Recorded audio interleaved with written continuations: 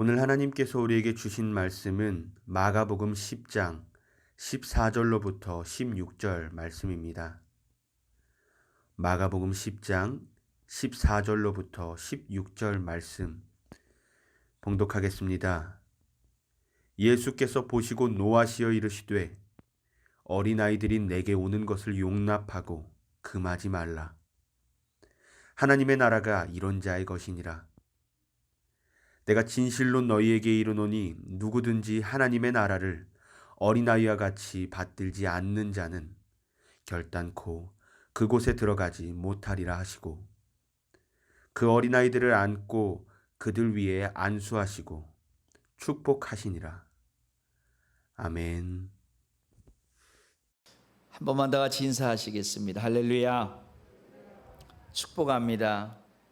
이 시간 가정에서 예배하는 우리 석관제일교회 한 분 한 분 다 주의 이름으로 축복합니다.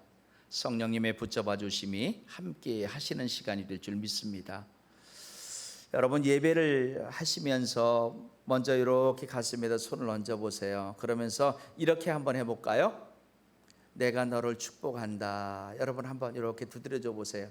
여러분 스스로 마음껏 축복해 줘 보세요. 내가 너를 축복한다. 고맙습니다. 그리고 옆에 분도 보시고요. 내가 당신을 축복합니다. 옆에 분 보시고요. 아멘. 고맙습니다. 여러분 꼭 하루의 시작과 맺음에 여러분 자신을 축복해 주시고 여러분 가정의 모든 식구들을 그렇게 축복해 주시기를 주의 이름으로 부탁을 드리겠습니다. 하나님은요, 축복해 주는 것을 참 좋아하시는 그런 축복의 하나님이세요. 민수기 6장 22절로 27절의 말씀을 보십시오. 축복 선언문이 나오고 있습니다. 여호와께서 모세에게 말씀하여 이르시되 아론과 그의 아들들에게 말하여 이르기를 너희는 이스라엘 자손을 위하여 이렇게 축복하여 이르되 여호와는 내게 복을 주시고 너를 지키시기를 원하며 여호와는 그의 얼굴을 내게 비추사 은혜 베푸시기를 원하며 여호와는 그 얼굴을 내게로 향하여 두사 평강 주시기를 원하노라 할지니라 하라. 그들은 이같이 내 이름으로 이스라엘 자손에게 축복할지니 내가 그들에게 복을 주리라. 아멘. 하나님 은혜가 이 축복 속에 다 들어있어요. 이 축복이 모든 복의 근원임을 믿으시기를 부탁드리겠습니다. 24절과 25절의 말씀 보면은 지켜주시는 복, 그죠? 보호하여 주시는 복이 나와요. 은혜 베푸시는 용서의 복이 나옵니다. 평강 주심의 복이 나옵니다. 오늘 여러분과 여러분 가정 그리고 자녀에게 이 복이 임하기를 다시 한번 주의 이름으로 축복합니다. 근데 하나님이 우리를 축복하시게 하는 한 방법 중 한 가지가 바로 이 순종이라는 것이죠. 순종은 마중물과 같습니다. 그래서 하나님으로부터 더 많은 축복을 끌어냅니다. 물론 이 축복도 하나님이 우리를 사랑하시기 때문에 주시는 겁니다. 하나님은 처음부터 변하지 않는 사랑으로 우리를 사랑하시고 계세요. 이것을 또한 믿으시기를 주의 이름으로 부탁드리겠습니다. 창세기 12장 1절부터 3절에 보면은 순종함으로 축복을 받은 한 사람이 등장을 하죠. 1절의 말씀을 보십시오. 메시지 성경으로 한번 제가 보겠습니다. 하나님이 아브라함에게 말씀하셨다. 내 고향과 내 가족과 내 아버지 집을 떠나 내가 내게 보여줄 땅으로 가거라. 순종을 요청하시고 계세요. 그러면서 이렇게 말씀하십니다. 내가 너를 큰 민족이 되게 하고 내게 복을 주겠다. 내가 내 이름을 떨치게 할 것이니 너는 복의 근원이 될 것이다. 너를 축복하는 사람에게는 내가 복을 내리고 너를 저주하는 사람에게는 내가 저주를 내리겠다. 세상 모든 민족이 너로 인하여 복을 받을 것이다. 아멘. 성경에 복과 관련된 구절이 얼마나 많은지 모릅니다. 한 500번 이상이 돼요. 축복이라는 단어로 쓰여져 있는 구절만 100절이 넘습니다. 이게 얼마나 중요한 위치를 차지하는 단어냐면 성경에 나오는 거듭남이라고 하는 이 단어가 얼마나 중요한 단어예요. 그런데 그 거듭남이라는 단어보다 더 많이 쓰여지고 있어요. 그렇게 비중이 있는 단어가 축복이라는 단어예요. 히브리어를 보면은 축복하다라는 단어가 어떤 의미를 가지고 있는가 봤더니 하나님께 예배하듯 하나님을 경배하듯이 무릎을 꿇는다라는 뜻이 돼 있어요. 그게 축복하다래요. 무릎 꿇어 절하다, 이런 뜻이 있어요. 그러니까 정말 소중한 사람에게 경의를 표하는 최고의 표현이 축복하다라는 말이에요. 그러므로 이 축복하다라는 말에는요, 내가 누군가를 향해 축복할 때에 축복한다라는 말을 듣는 그 사람이 축복을 전하는 사람의 마음이 어떠한지를 같이 느낄 수 있는 단어여야 되는 거예요. 아, 저 사람이 정말 나를 소중하게 생각해서 나에게 축복합니다라고 말을 하는구나.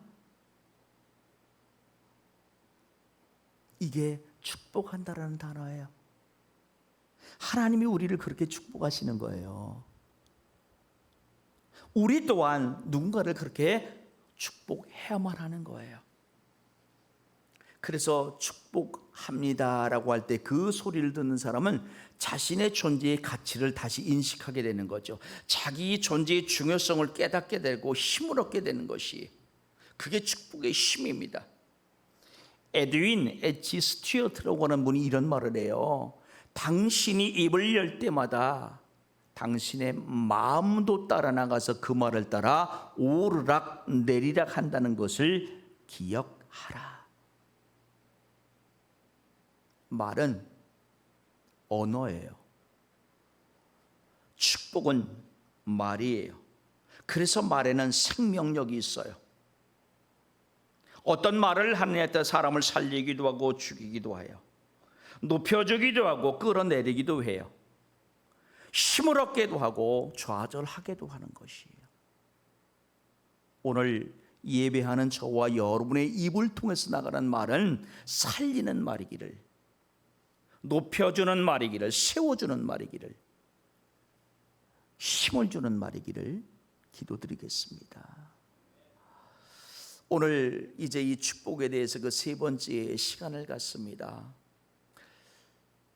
하나님이 세상 모든 것을 만들어 놓는데 그것이 얼마나 좋았는지요, 하나님이 이렇게 말씀하세요. 보시기에 좋았더라. 그러니까 모든 좋은 것이 하나님으로부터 나왔음을 믿으시길 바랍니다. 그리고 축복 또한 하나님으로부터 시작되었음을 믿으시길 바랍니다. 창세기 27장 이하의 말씀을 보세요. 하나님이 자기 형상 곧 하나님의 형상대로 사람을 창조하시되 남자와 여자를 창조하시고 하나님이 그들에게 복을 주시며 하나님이 그들에게 이르시되 생육하고 번성하여 땅에 충만하라, 땅을 정복하라, 바다의 물고기와 하늘의 새와 땅에 움직이는 모든 생물을 다스리라 하시니라. 그들에게 복을 주시더라. 아멘. 하나님이 최초의 사람을 축복하셨어요. 창세기 9장 2절을 보면 노아와 그 아들들에게 축복하시고 있어요. 첫 번째 사람에게 주셨던 그 축복과 비슷하죠. 땅의 모든 짐승과 공중의 모든 새와 땅에 기는 모든 것과 바다의 모든 물고기가 너희를 두려워하며 너희를 무서워하리니 이것들은 너희의 손에 붙였음이니라. 아멘. 이게 두 번째 성경이 기록된 하나님의 축복이에요. 세 번째가 우리 축복 두 번째 시간에 보았던 그 창세기 12장 1절로 3절 속에 넣었던 아브라함을 향한 축복이죠. 2절과 3절의 말씀을 보십시오. 내가 너로 큰 민족을 이루고 내게 복을 주어 내 이름을 창대하게 하리. 너는 복이 될지라. 너를 축복하는 자에게는 내가 복을 내리고 너를 저주하는 자에게는 내가 저주하리니 땅의 모든 족속이 너로 말미암아 복을 얻을 것이라. 놀랍게도 유대인들은요, 아브라함 때부터 오늘날까지 이 축복의 원리를 지켜오고 있다는 사실입니다. 유대인의 부모들은요, 자녀에게, 자손에게 축복하는 것을 아주 신성한 의무처럼 생각을 해요.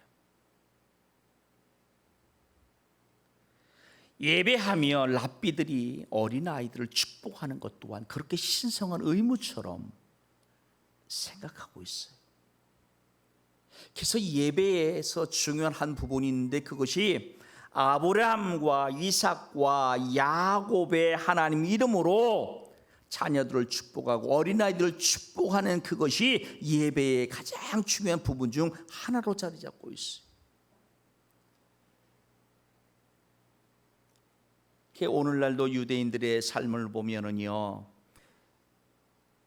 이 아이들이, 남자아이들은 13살, 여자아이들은 12살이 되면은요, 종교적 성인 의식을 행하게 돼 있어요. 그게 바르미츠바와 바트미츠바라고 하는 그러한 행사예요. 바르라고 하는 말은 원래 무엇을 뜻하냐면은 이 아들을 뜻해요. 바트는 딸을 뜻하는 말이에요. 이스라엘 사람들은요, 13세, 12세가 되면 이 아이들 스스로 종교적 책임을 질 만한 나이가 됐다라고 인정을 해주는 거예요.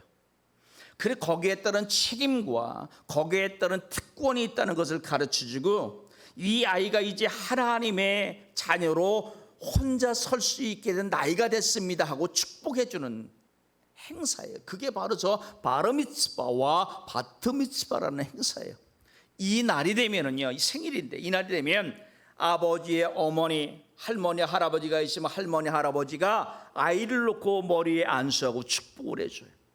선물을 주고 마을 사람들이 다 축하해주고 잔치를 벌려요.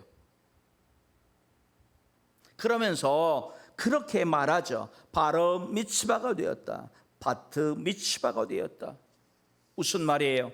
너는 율법적 아들이 되었다, 율법적 딸이 되었다, 이렇게 축복해 주는 것이. 오늘날 세상 사람들이 유대인들을 보면서 그들의 축복을 참 부러워하죠. 전 세계의 금융을 한번 보세요. 의학과 상업, 과학, 전 세계를 움직이는 그 중심에 유대인들이 있어요. 많은 사람들이 유대인들의 세계 중심에 설 수 있었던 이유를 그들의 고난에서 찾아요. 그 박해가 그들로 하여금 그 위치에 서게 했다는 것이. 그런데 오늘날 종교학자들과 가정학자들은요, 이걸 어떻게 보냐면요, 부모의 자녀를 향한 축복에서 찾고 있어요. 축복받은 자녀는 잘 될 수밖에 없다라는 것이. 그리고 또 하나가 율법 공부예요. 토라 공부라는 것이죠. 미시나와 미드라시라고 하는 이 두 가지를 그들은 철저하게 공부를 해요. 미시나는 모세 오경의 율법을 공부하는 것이에요. 미드라시는 구절을 대조하기도 하면서 연구하는 것이, 해석하는 것이. 이 두 개를 빼놓지 않아요. 그러니까 하나님의 말씀 안에서 부모의 축복을 받으며 그들은 영적으로 양적으로 자라나는 것이. 그들이 지금 이 땅을 지배하는 세력 중 한 부분이 되어 있는 것이. 어떤 분들은 그렇게 말할 수 있어요. 무슨 축복에 그렇게 힘이 있어, 축복한다고 그래가지고 거기에 무슨 대단한 힘이 있는 것처럼 그렇게 말을 해. 근데 여러분, 실제 우리 삶을 한번 돌아보십시오. 우리가 말하는 것보다 수백 배, 수천 배 축복이라고 하는 말의 위력은 더 크다는 것을 알게 돼요. 너 커서 뭐 될래? 넌 잘하는 게 도대체 뭐가 있냐? 저 망할 놈, 썩을 놈, 죽을 놈. 이런 말을 듣고 자라는 자녀들과 너는 축복의 사람이야, 너는 축복의 통로야, 하나님이 너를 축복하셔, 이 말을 듣고 자라는 자녀 누가 더 잘 되겠습니까? 우리 앞내의 자녀에게 축복을 전해줄 것인지 아니면 독을 뿌릴 것인지를 한번 생각하시고 결정이 우리에게 있어요. 창세기 49장 1절로 28절에 보면은요, 야곱이 아들들에게 예언적으로 축복하는 그런 축복의 고전적 말씀이 나오죠. 특별히 28절 마지막 말씀은 이렇게 끝납니다. 이들은 이스라엘의 12지파라. 이와 같이 그들의 아버지가 그들에게 말하고 그들에게 축복하였으니 곧 그들 각 사람의 분량대로 축복하였더라. 창세기 48장 20절의 말씀도 한번 보십시오. 그날에 그들에게 축복하여 이르되 이스라엘이 너로 말미암아 축복하기를 하나님이 내게 에브라임 같고 므낫세 같게 하시리라 하며 에브라임을 므낫세보다 앞세웠더라. 그들에게 축복했더라고 말해요. 야곱이 노년에 요셉의 두 아들 에브라임과 므낫세를 축복하고 있어요. 놀라운 것은요, 이 자손을 향한 축복, 자녀를 향한 축복은 수십 세기가 지난 지금도 이스라엘에게 그대로 계속 재현되고 있다는 것이, 가정에서 또한 오늘 말하면 교회 안에서 재현되고 있어요. 오늘 저와 여러분의 가정과 예배하는 이 예배당을 통해서 하나님의 축복이 대대로 계승 재현되기를 주의 이름으로 기도드립니다. 이게 어떻게 계승될 수 있었을까요? 어떻게 날마다 재현될 수 있을까요? 앞서 말한 그 신성한 의무라고 하는 생각인 거예요. 부모로서의 의무이며 특권인 거예요. 어른으로서의 의무와 특권이 축복하는 데에 있다고 생각했던 것이, 그러니까 의무로 축복해야만 하는 것이에요.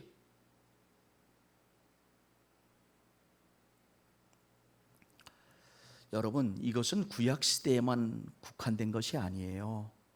신약시대에도 구약의 그 축복의 모습은 그대로 계승지연되고 있어요.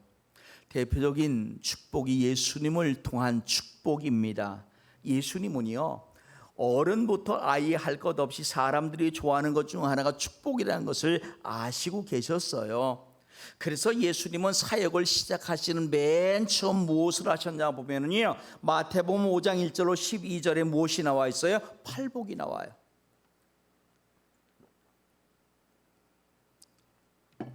이러한 사람, 이러한 복을 받는다라는 말씀을 하세요. 어떤 성경학자들은 그 마태복음 5장 10절과 11절을 둘로 나누어 놓기도 해요. 그러니까 공적인 의의를 위하여 핍박받는 사람과 나를 위하여 핍박받는 사람을 이렇게 나누어 가지고서 팔복이 아닌 구복을 말하기도 하는데, 어쨌든 예수님은 그 사람의 모든 미래와 운명을 좌우하는 팔복을 사역 맨 처음 선포하시고 계세요. 예수님의 사역을 돌아보십시오. 얼마나 많은 사람들에게 축복을 나누어 주셨는지 우리는 알고 있어요. 특별히 예수님은 어린 아이들을 축복하시고 계세요. 오늘 우리가 함께 읽었던 그 본문 말씀이죠. 마가복음 10장 14절로 16절을 보니까 예수님이 있는 그 앞쪽에 어린 아이들이 많았던 것 같아요. 그리고 그들의 제잘거림 소리가 들려오는 것 같습니다. 예수님께 이 아이들이 다가올 적에 제자들이 이 아이들을 꾸짖고 있습니다. 예수님의 어떤 말씀 전함이란 이런 것들 방해가 될 수 있었기 때문인 것 같습니다. 그런데 예수님은요, 오히려 제자들을 꾸짖고 계시고 있다는 사실입니다. 노하셨다는 말로 표현하고 계세요.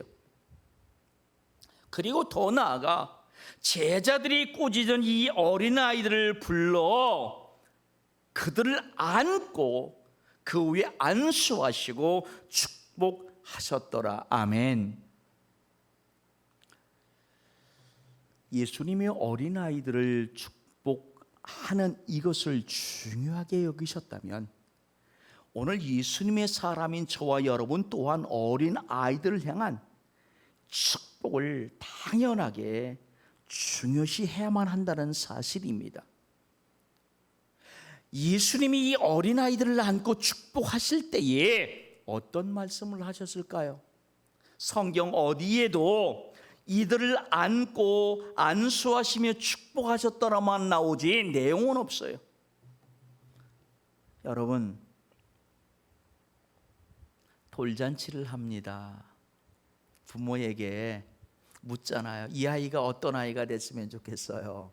그러면은 속마음과 따르게 한마디씩 하죠. 건강했으면 좋겠다고.